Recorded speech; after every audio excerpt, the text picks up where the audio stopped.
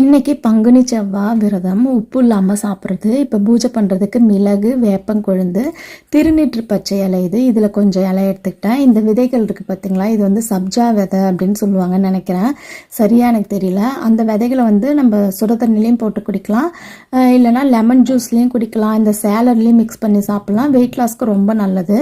இப்போ நான் கொஞ்சம் துளசி, கற்பூரவள்ளி தழை, அந்த திருநீற்று பச்சை எல்லாமே எடுத்துக்கிட்டேன். இப்போ பூஜை முடிச்சுட்டு இதை தான் முதல்ல சாப்பிட்டு காலையில் வெறும் வயிற்றுல சாப்பிட்டு தண்ணி குடிச்சிட்டு அதுக்கப்புறமா தான் இன்றைக்கி வந்து வெறும் பழங்கள் மட்டும்தான் எடுத்துக்கிட்டேன்.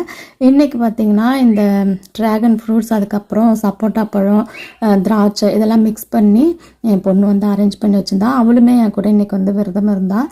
நானும் அவளும் 2 பேரும் சேர்ந்து இந்த பழங்கள் வந்து சாப்பிட்டுக்கிட்டோம். அதுக்கப்புறம் ஈவினிங் வந்து ஒயிட் சுகர் சேர்க்காம ஒரு டீ எடுத்துக்கிட்டு 2 வாழைப்பழம் தான் சாப்பிட்டுக்கிட்டேன். இன்றைக்கி டே வந்து இப்படி தான் போச்சு. ஒரு 5 செவ்வாய்க்கு இப்படி இருக்கும்.